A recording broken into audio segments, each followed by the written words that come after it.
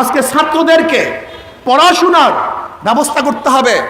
হাজার গরিব মেধাবী উচ্চশিক্ষায় শিক্ষিত হতে পারে না, অর্থের জন্য রাষ্ট্রকে অবশ্যই প্রত্যেকটা ছাত্রের জিম্মা গ্রহণ করতে হবে। রাষ্ট্র একজন ছাত্রের পড়াশোনার ব্যবস্থা করবে, সমস্ত জিম্মাদারি থাকবে রাষ্ট্রের। ব্যক্তিগত কোনো টাকায় কোনো ছাত্র যেন পড়তে না হয় সেই ব্যবস্থা রাষ্ট্রকে করতে হবে। আমি আজকে লিডারদেরকে বলবো, মালয়েশিয়ার প্রেসিডেন্ট মাহাথির মোহাম্মদ অসুস্থ, তাকে অপারেশন করতে হবে। সবাই পরামর্শ দিয়েছেন আমেরিকা যান, ইংল্যান্ড যান, অপারেশন করেন। তিনি বলেছেন না, আমার দেশে হসপিটাল করো, আমি এখানে চিকিৎসা করব, অন্য জায়গায় আমি চিকিৎসা করব না। আজকে এই দেশের লিডারদেরকে বলবো, তোমরা বাহিরে চিকিৎসা নাও, কিন্তু আমাদের দেশের হসপিটালের অবস্থা কি? 12টা বাজিয়ে দিয়েছো, এখানে কোনো চিকিৎসা বলতে কিচ্ছু নাই। প্রত্যেকটা লিডারকে বাংলাদেশে চিকিৎসা নিতে হবে, তাহলে ইনশাআল্লাহ আমাদের হসপিটালগুলি উন্নত হবে। আপনারা দেখেছেন এদেশের প্রত্যেকটা লিডারের সন্তান বাহিরে পড়াশোনা করে, সমস্ত সন্তান বাহিরে পড়াশোনা করে, অথচ আমাদের গরিব সন্তানরা এদেশে পড়াশোনা করে। ওয়ালাইকুম রহমতুল্লাহি ওয়া বারাকাতুহু। নাহমাদু ওয়া নুসাল্লি আলা রাসূলিহিল কারীম, আম্মা বাদ। ফাআউযু বিল্লাহি মিনাশ শাইতানির রাজীম। বিসমিল্লাহির রহমানির রহিম। ওয়া তিলকাল আইয়ামু নুদাবিলুহা বাইনান নাস। সাদাকাল্লাহুল আলিয়্যুল আযীম। সবাই দুরূদ শরীফ পড়ি, আল্লাহুম্মা সাল্লি আলা সাইয়্যিদিনা। ইসলামী আন্দোলন বাংলাদেশ নারায়ণগঞ্জ জেলা ও মহানগর শাখা কর্তৃক আয়োজিত আজকে গণজামায়াতের সম্মানিত সভাপতি, মহাসচিব, কেন্দ্রীয় নেতৃবৃন্দ সহ সকল স্তরের জনগণ ভাইয়েরা আমার, আল্লাহ পাকের শুকর, আমরা নতুন এক বাংলাদেশ পেয়েছি। আমরা যেই ভূখণ্ডে দাঁড়িয়ে আছি, এই ভূখণ্ড কয়েকবার স্বাধীন হয়েছে। এক সময় ব্রিটিশ এদেশ শোষণ করেছিল,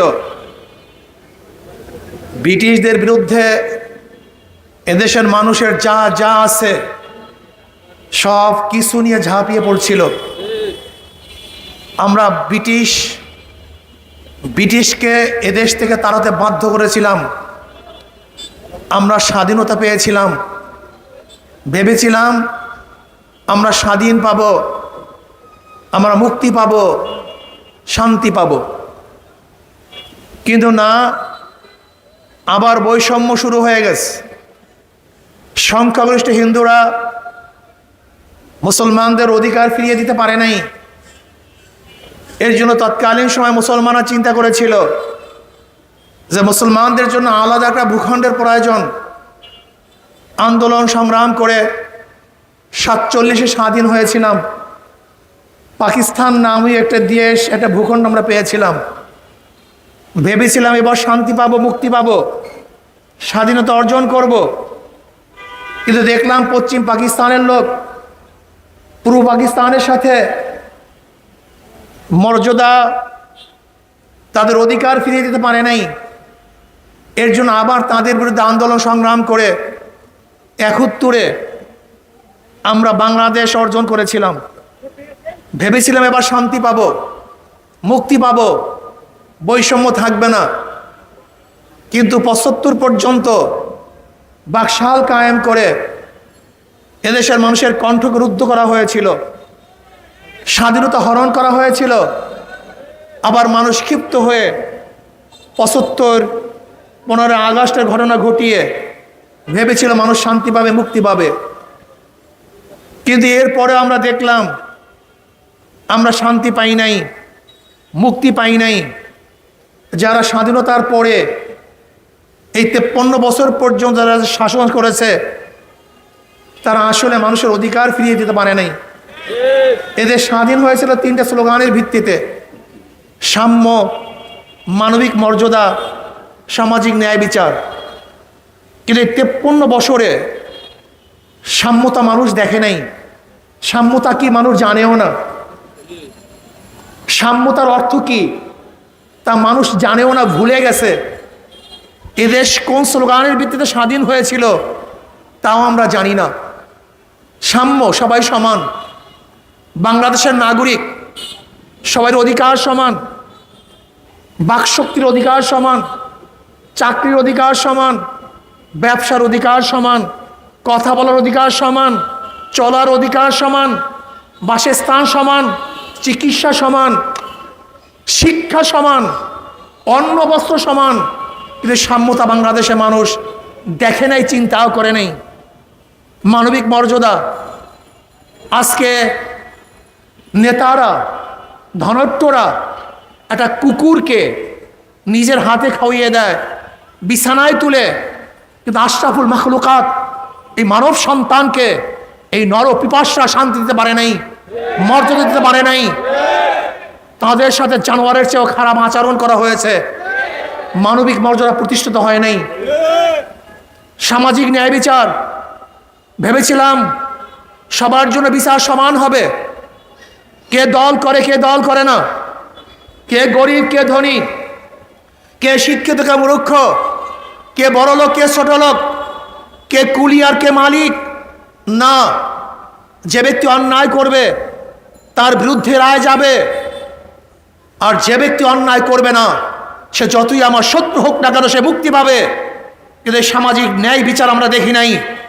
আমরা কি দেখেছি? যারা দল করবে, যত বড় খনি হোক, তারা খোলা আকাশের নিচে ঘুরবে। আর যারা দল করবে না তারা যত বড়ই নিরীহ হোক না কেন, নিরপরাধ হোক না কেন, তারা আয়নাগরে ধুকে ধুকে মরতে হবে।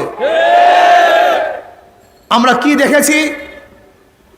ওই টেরা তথাকথিত বিচারক মানিকের মতো লোক যদি বিচারের আসনে থাকে, সেই বিচারালয় কি অবস্থা হয় আল্লাহ পাকই ভালো জানেন। সেখানে ন্যায় বিচার ছিল না। সরকারি দলের ইঙ্গিতে বিচারের কার্য পরিচালনা হতো। যেইভাবে আদেশ আসতো সেইভাবে রায় হইতো। এর নাম সামাজিক বিচার নয়, ন্যায় বিচার নয়। আমরা চাই সাম্য, আমরা চাই মানবিক মর্যাদা, আমরা চাই সামাজিক ন্যায় বিচার। এই আশরাফুল মাখলুকাত, সর্বশ্রেষ্ঠ আল্লাহ পাকের মাখলুক, যাদেরকে সৃষ্টি না করলে আল্লাহ পাক কিছুই সৃষ্টি করতেন না। আল্লাহ পাক রব্বুল আলামিন সমস্ত মাখলুককে আশরাফুল মাখলুকাতের গোলাম বানিয়ে দিয়েছেন। সূর্য আমাদের গোলাম, আসমান আমাদের গোলাম, জমিন আমাদের গোলাম, পানি আমাদের গোলাম, বাতাস আমাদের গোলাম, গাছ আমাদের গোলাম, মাছ আমাদের গোলাম। এই আশরাফুল মাখলুকাতের খেদমতের জন্যই আল্লাহ পাক বলেছে খুলিকা লাকুম মা ফিল আরদি জামিয়া, সব কিছু তোমাদের জন্য আর তোমরা আমাদের জন্য, আমার জন্য। আজকে সেই আশরাফুল মাখলুকাতের মর্যাদা নাই। আমরা কি দেখেছি? আজকে আশরাফুল মাখলুকাত, এই মানুষ, হাজারো মানুষ এক মুঠা খাদ্যের জন্য ডাস্টবিনে কাক এবং কুকুরের সাথে লড়াই করে। এই আশরাফুল মাখলুকাত খোলা আকাশের নিচে জীবন যাপন করে। এই আশরাফুল মাখলুকাত আজকে বিনা বস্ত্রে ঘুমিয়ে থাকে। এই আশরাফুল মাখলুকাত রাস্তায় ঘুমিয়ে থাকে। এই আশরাফুল মাখলুকাত বিনা চিকিৎসায় মারা যায়।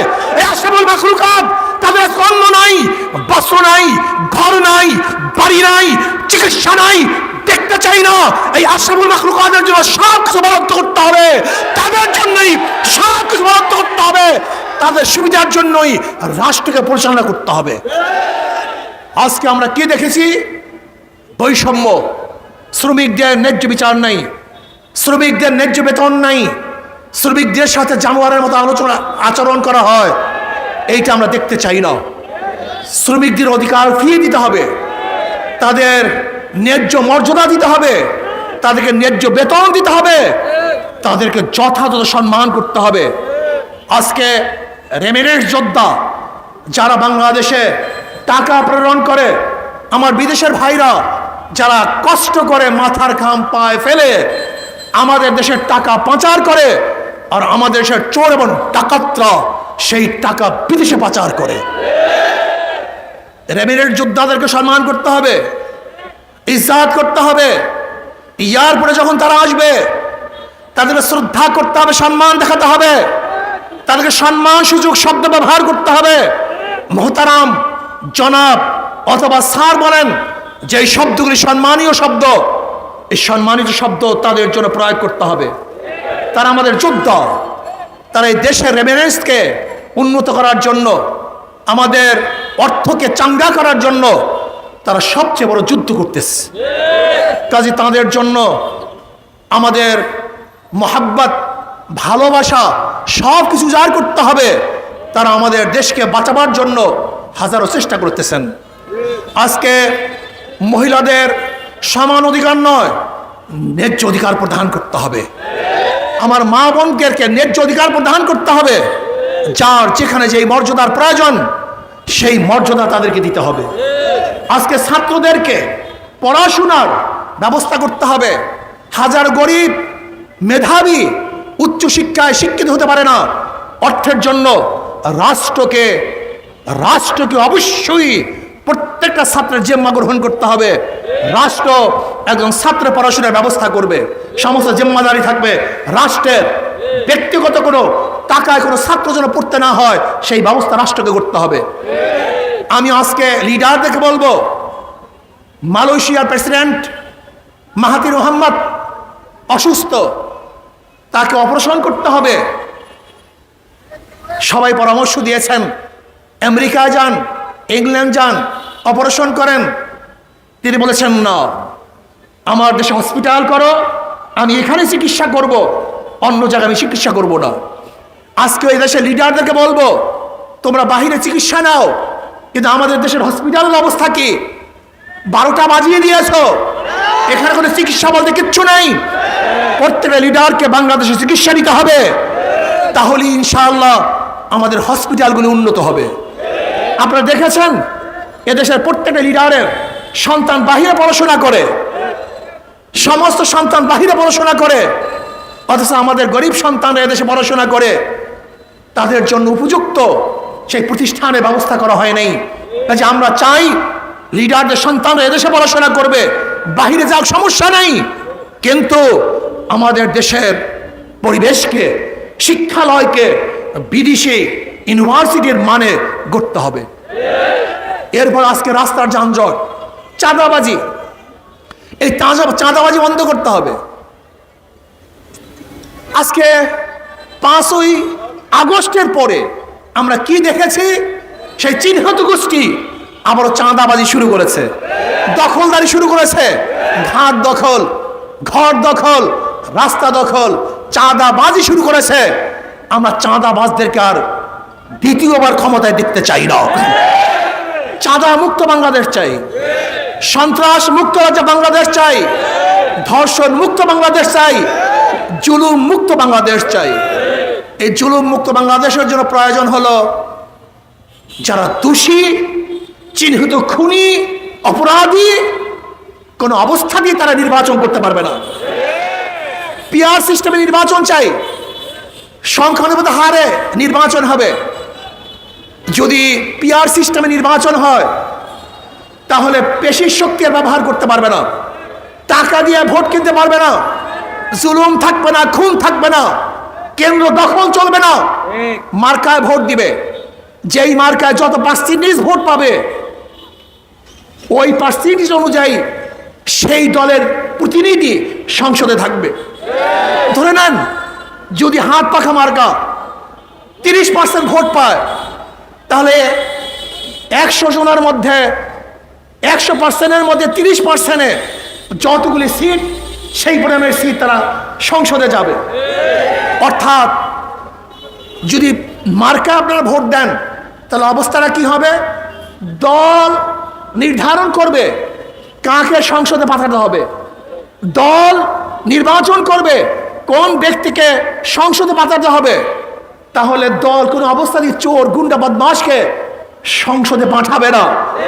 যদি দল চোর, গুন্ডা, বদমাশকে সংসদে পাঠায় তাহলে দেশের জনগণ দ্বিতীয়বার তাদেরকে আর ভোট প্রদান করবে না। এর জন্য সমস্ত সমস্যার বড় সমাধান হলো পিআর সিস্টেমে নির্বাচন করতে হবে। আমরা মার্কায় ভোট চাই, ব্যক্তিকে ভোট দিতে চাই না।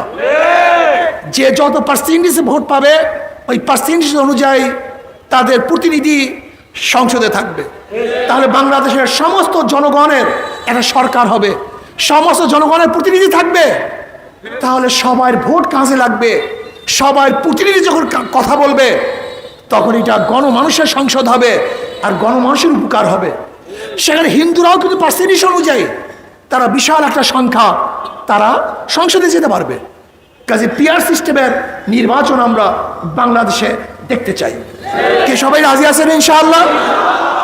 এখন থেকে আওয়াজ তুলতে হবে, পিআর সিস্টেমের সংখ্যানুপাতিক হারে আমরা নির্বাচন চাই, মার্কায় নির্বাচন চাই, কোনো ব্যক্তিকে আমরা ক্যান্ডিডেট চাই না।